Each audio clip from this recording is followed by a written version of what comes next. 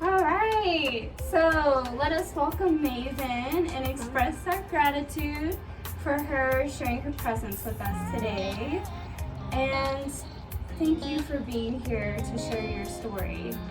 I really would like to know how your business has prospered despite the backlash and disagreements that you have received from the conservative community, and really just know the impact that it has had on the community around you. And you have flourished in so many unique ways. And I think it's really impressive how you have managed to maintain your business and prosper as you have.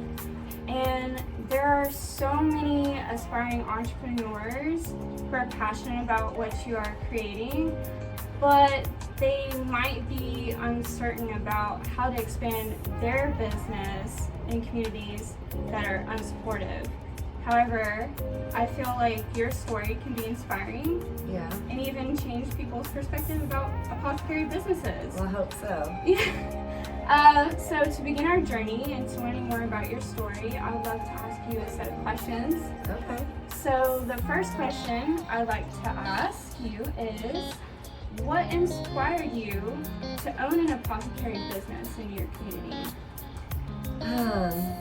Well, I think my inspiration was, I started making things out of my garage, oils and the herbs that I would grow in my garden, and I would go to events in the community, like at different venues holding different vendor events, and just seeing the repeat people coming back to me because the items help them, throughout the month, and so that to me was very inspiring to know that I'm putting something out there, or maybe even just my energy and talking and spending time with people, how helpful it was. And I'm sure that the fairies had a lot to do with it too. Oh yeah. So they're very inspiring. I'm sure they help out a lot.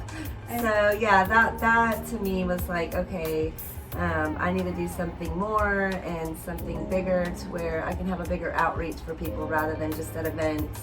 Most of them being at bars where people are drinking. Maybe I need to have something more where people can come in throughout the day. And so it just kind of flourished. It just kind of happened very quickly. And but I would definitely say that the community, seeing them have peace and help, really inspired me. Oh yeah. That's an interesting story for sure. And not a lot of people, I feel like, know enough about fairies or talk about fairies, but it's definitely an interesting story on how you started your journey.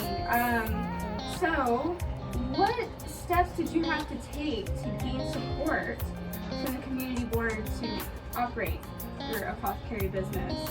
Well, going into it, honestly, I just went into it saying retail. Now here in White Settlement, I did put apothecary, and not naming any names, but some of the people up there were like, well, what's apothecary? And they just kind of were a little bit weirded out about it. And but I assured them, it's teas and herbs and things to do different things with. So where, on my tea labels I have, or on my herb labels, these spiritual properties, things that you can use like in smudges and smoke therapy, as our ancestors did, or internally. So I have both. So I just went into it saying retail, apothecary, and tea room here, and it was approved. But in River Oaks, I only put retail because I knew that there would be issues if I was to say metaphysical, which is sad for me to feel like I can't put metaphysical on my label, which is what it is. It's spiritual growth items. But I know that if I was to put that on there, it would raise eyebrows and they would say no. So I just go about it just saying retail. But I did say apothecary, and they were okay with it. So. Oh wow. Yeah. So that I'm pretty sure was a bit surprising when you had to go up there and something different than what. And they were thumbing through my Facebook, so they saw. They were seeing my classes, and I'm on my phone trying to delete my baby witch class or this class, but or how to create an altar. I'm like trying to delete these things, but yeah. So they kind of saw, you know. I think that the city knows that I really am about community and trying to pull people together. Maybe the underdogs or the outsiders or whoever. This is a beacon of light for people. So I think that they know that. That's good. Yeah. I'm pretty sure they love to hear that. Yeah. All right. So, what are some of the greatest achievements you've made in promoting your business? I've grown a pretty large platform, a community. We've got 6,000, maybe even almost 7,000 followers on Facebook now. I've been able to run and operate a business, single mom of 6, and still stay in business. So the community has been really great about helping with that. So is that the question? I'm sorry. Yeah, no, Am I going you got it. Okay. Yeah.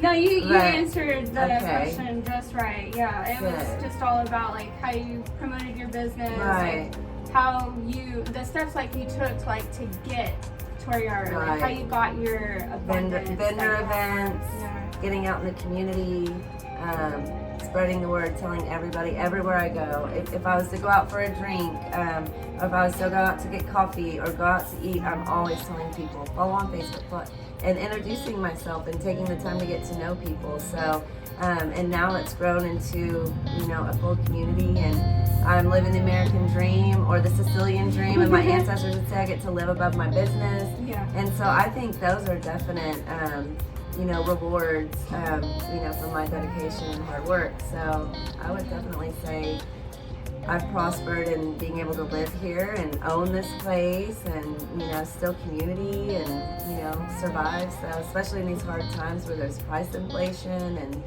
you know, it's hard to live right now. So, you know, where it's been kind of a little bit of a struggle because of those things, the community does still support and continue to shop local, and I think that that's really beautiful. So to me, that's rewarding. Definitely, I can agree with you there, and all the hard work that you've done to get there, for sure. Right. So I am also curious though, what restrictions were placed on your business by the community board that interfered with your freedom of expression? Well, and that's why I brought this picture. This hasn't so much occurred in White Settlement. But we also don't have a mural here. But I had a beautiful mural. I don't know if y'all can see. You can zoom in if you want. But my artist Jonesy made this, and the city of River Oaks told us that we needed to paint over it because it was incriminating, and they said that there was secret codes in here for drugs and other things. And if you zoom in, you'll see 432, which is for I love you, 1111, which is for time of manifesting, 528 were different frequencies for meditation. Those numbers were on here, but it's a beautiful face with a butterfly and, you know, solar system, and we had to paint over it. They approved it the first time because we did have a write-up in the Fort Worth Weekly about it, and so they let it go for a little while, but then they came back and said, well, you can only have so many numbers and so many letters, so you have to paint over it. So we did, but to me that was a challenging time because this was a beautiful expression of love from an artist that dedicated that time to me, complimentary.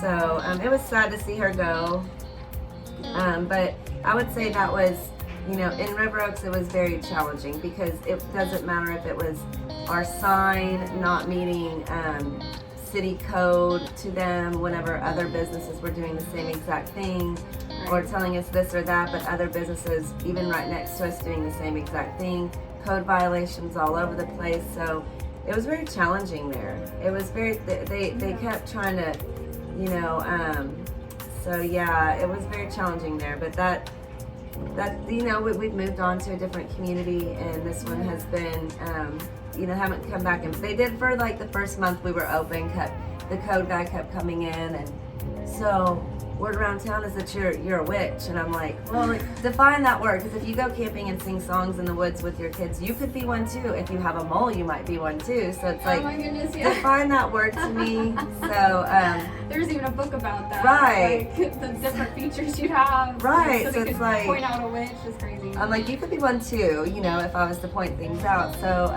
they quit bugging after that. I think that they got my point that I'm really here to do a good thing, and so yeah. But River Oaks was challenging.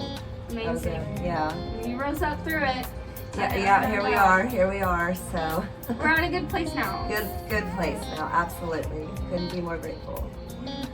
And what would you say are the common misconceptions you have encountered from the conservative community within the vicinity of your business? That kind of goes along with what we were talking about earlier.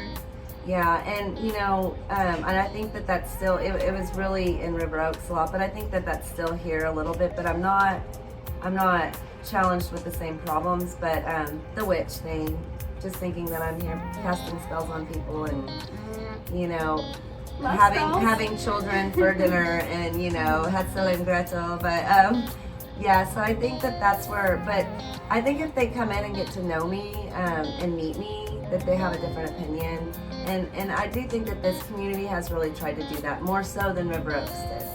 None of the board people ever came in River Oaks. Here they have. We even have one of the city councilmen has his products in here. Oh wow, that's interesting. Yeah, so you know, I think that word is a trendy, popular word right now, but I think that that's probably the most, to answer your question, is a big bad witch. Because she has an apothecary and she works with herbs.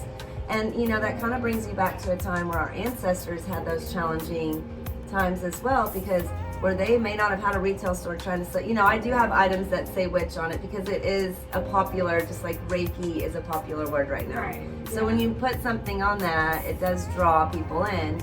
But we're trying to kind of change that up a little bit. I think we're going to work towards a spiritually minded community, kind of try to flow with that way a little bit more. But yeah, so that would probably be the most that I would say I'll probably get from. Yeah, people just saying big bad witch. Yeah, and our ancestors had to challenge that too, and a lot of them had died because they worked with herbs and they made medicines and they had a mole, you know, so yeah. So oh my goodness, you couldn't have moles back then. Couldn't have moles or drink teas that weren't made by a doctor, you know, or else you were making potions. And so it's still here. That still lingers around in this day and age, unfortunately. But yeah, this community's been better about it now. Yeah, but much better about it. A little bit more welcoming now. Yeah, I think for sure. So we've progressed some. Yes. So what would be the difficult challenges that you could remember that you had to overcome while maintaining your business in that community, the River Oaks community? Some challenges that I had to overcome while maintaining a business. Well, I mean, you know, there was always a financial challenge because, you know, especially in River Oaks, the water bill. We had 3 buildings there, not big buildings, just you know, you were there, but our water bill being $1,000 a month to keep a garden going for the community to enjoy was very challenging. You know, our landlords didn't want to fix things. I was constantly there was probably a lot of code violation going on there and rights, but and then also from other stores, I think was a big challenge during the first couple of years being open. A lot of jealousy, envy, because you do get people out there that really do have witch store, and then they're playing witch wars with you, and then they're placing things on your property. So that to me, I didn't go into it thinking about anything like that. I was just like, hey, let's go have fun and make friends, and I'll make teas for everybody. And then there's people that are like, and so you're like, So I wasn't really expecting that energy of it. So that, you know, because I just want to be friends with everybody. You know, I love everybody. And so that was challenging. And then also, you know, going through managers that, you know, learning. I don't have a business degree. I have a GED. I left school in 10th grade. So I'm also dyslexic, so I didn't have a lot of, business. So I hired a manager that I thought would be good, and then, sometimes that just doesn't work out. So there was a lot of challenge in the first couple of years, but now I think that I've grown and I've learned a lot. So those challenges are few and far between now. Yeah. I wonder if you've expected any of those challenges. Yeah, but we're very mom and pop here, so I don't have employees. We have people that Steve and Esty that lease space for me, but it's me and Cameron and my kids when they can help. So I think that helps a lot when you're involving employees and stuff. It gets a little bit more challenging. Yeah. So with family, you can tell them you're not supposed to do that. You're more comfortable around them. So I think that was probably my challenging, was just an array of different things. Yeah. I feel like you can run into all sorts of stuff, when you have your own business and getting used to other people. Yes. So there's that too. Yes. So has your spiritual community experienced any prejudice from neighbors, the public district, members of the church, or county police? I have not had any problems with that, no. And I will say in River Oaks, they have a wonderful police department, and they really did, they were very supportive. It was mainly the fire department and some of the city people that was hard. But no, we really haven't. I have not, that has not been a challenge for me. That's good. It has not, and we put our flags out during Pride Month and everything, and I haven't had. Yeah. I did, but there's things that I do, especially here, we've always kept things in it at 11:11. We've always kept things in the backyard. So when we're doing the maypole dance, I really wanted to do it out here, but Cameron was like, don't draw attention, because it's going to look pagan. Even though the maypole is something that, if they would just do it, they'd be like, this seems familiar. I think my ancestors might have done this, but so we try to keep things where we're not drawing attention to ourselves as well. So there's that. I don't put a big sign out there saying full moon gathering banner, because I don't want to attract, negative, or LGBTQ friendly. I don't really advertise it out there to get that kind of energy from the community. Everything is done inside this home, so it's kind of like walking into Las Vegas. What happens in Vegas stays in Vegas, but what happens at Mavens Moon stays here. But so you walk into the porthole, and that's where the magic happens. So I try to keep it just easy out there, so that people can have their own view of the place, and come in, and then just experience it on their own terms from a fresh point of view. Right. So that, because you're saying, you wouldn't put signs out, and then certain people would probably think certain things. I mean, I could have a friend sitting out there in a lawn chair holding a smudge stick saying, come in and get peaceful or something. But I don't, because I'm just trying to just let people come in as they want. I'm not trying to force myself on you. And I feel like that helps things flow easier for me here. Yeah, that's definitely a good way to put it. Yeah, I'm just trying to be respectful. I know that some people feel a certain type of way about certain things because they don't understand, or maybe they're not ready, or they come from a different generation, or they're just closed-minded. So I'm not trying to push me on you, and I don't expect them to push me. So I think the universe has made a nice, weave and flow. Right. Yeah. So I haven't had that problem, thankfully. Yeah. That's good to hear on that too. So what negotiations did you have to make to ensure peace between your business and neighboring businesses? I know there were some right next to you. They're very close. Yeah. Sharing the same parking lot. The parking has been hard. That's been hard. But I don't think that I've ever had a challenge of them being against me or trying to work against me. I think that more than anything, the businesses that I have been, of course we're not now next to really any businesses, but before in River Oaks, I think that they didn't really ever send anybody in to shop. It just wasn't a neighboring supportive business where I sent people to go to the gym and get a boxing membership. I even sent people to get their hair done from Claudia, who was in the middle area. Even though she couldn't speak English, I'm just go get your hair done. So I try to be supportive of that, but I don't really feel like they I think just because of what I do, though, they think bruja, in the Hispanic community, they're like bruja, and then so they see the Santa Muerte, and they're really like, oh, no. So, Oh, goodness. Yeah. But parking has been an issue no matter where I go, but I just think that Fort Holes don't have good parking. Yeah. No, I don't think they do. Yeah. They give enough space for No, any of those businesses. Yeah, they're like, figure that out, just get in, so. Yeah, because I know you had to make peace with some of the businesses that are next to you. And and I did try in River Oaks. I haven't really had the chance to get out there and talk to a lot of businesses here, but I did go business to business. I tried to start a wine crawl through all the businesses, and a fall crawl for all the businesses, and everywhere they went they could get a stamp, and then there's a basket that they could enter.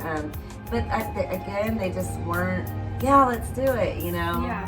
So I might try that again here. Now that we're sitting here talking about it, I might try that again this fall to do another fall crawl. Yeah. Yeah. Flies. That was Cameron. I know, I was like. I gotcha.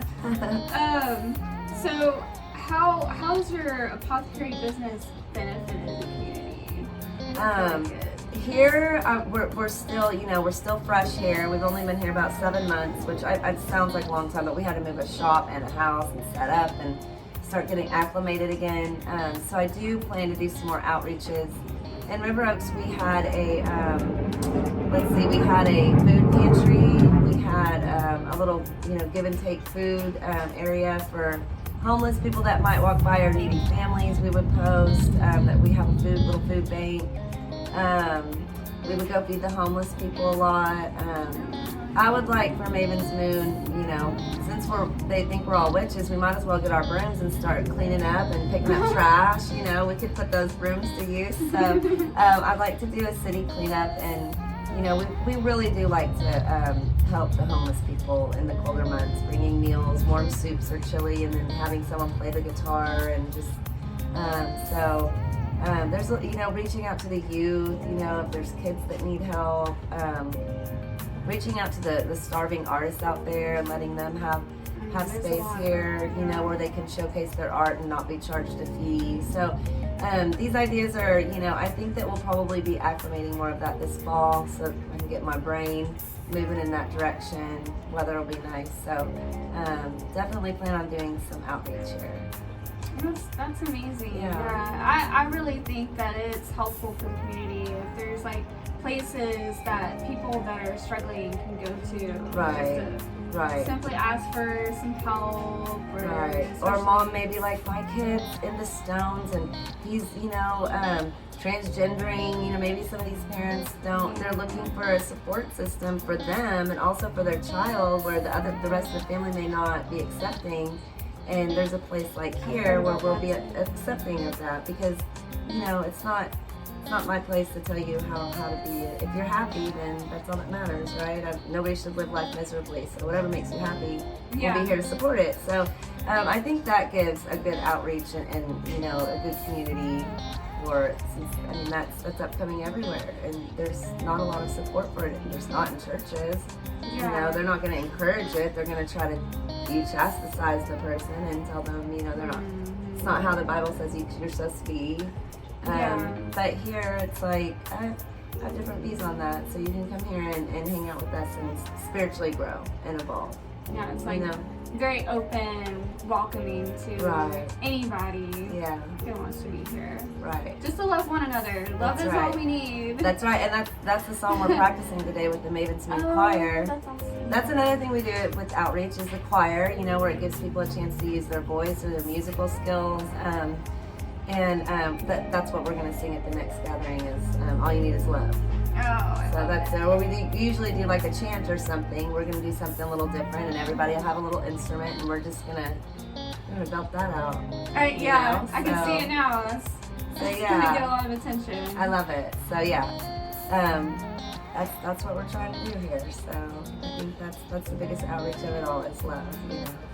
Love it. Yeah. Love it. Yeah. Well, I just have one more question for you, and it had to do with like during that pandemic, and I am wondering how your apothecary business has been supported by your own spiritual community during that time, because it was really tough. It was very tough, and I did a lot of live readings during that time. We did a lot of doorstep deliveries. People could pick up, but you know, we were fortunate enough to have you know, good landlords that were understanding to us during that time. Even though they didn't really fix things up for us, they were understanding during COVID. So we were able to pay them out our rent where we didn't have to shut the doors, you know. So we took that time to tear some walls down and revamp the store, and people would just come and pick things up on, you know, the doorstep, or we deliver them not next time, but if something like that were to ever happen again, Which we hope not. which we definitely hope not, but if that ever happened again, I will be essential, because I have essential things in here that were, you know, toilet paper. I mean, I can throw some toilet paper in the store, but the herbs and the teas and the things that I have to kind of fight that kind of sickness, it helps a lot of people. You know, you still need these things. Yeah. You still need your sage. You still need your oils. You still need your herbs. That can't stop. It's like going to the grocery store. You know, so we were essential, and the community stayed supportive. We had to work. We had to work towards it, though. You know, we had to do a lot of, you know, getting out there and online and pushing and doing lives and specials. We cut everything half price, so you could get 6 smudge sticks, different bundles of smudge sticks for like $30. So we were like half price on everything. But they were supportive, and they still shopped. Yeah. It was rough, but we made it. We made it work. You know, so yeah. You made it through a lot. Yeah. It sounds like, but I mean, that's what gave your business like the energy that it has, and Right. it has its own. And it shows that if you just trust the universe and try to let go of your stress and let things flow, go to your altar and do your praying and your petitioning and leave offerings, that dreams do come true. You just have to awaken yourself and ask, you know, and trust the universe will take care of you.